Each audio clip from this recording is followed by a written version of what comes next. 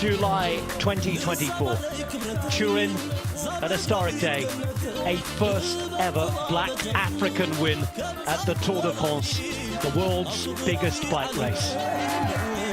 Biniam Ghirmay, he'd already won in Flanders at the Giro, now does it at the world's biggest bike race in front of his own adoring fans.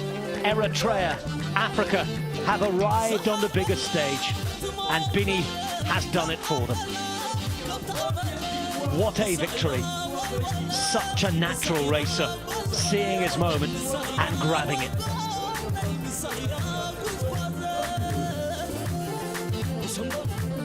Emotional.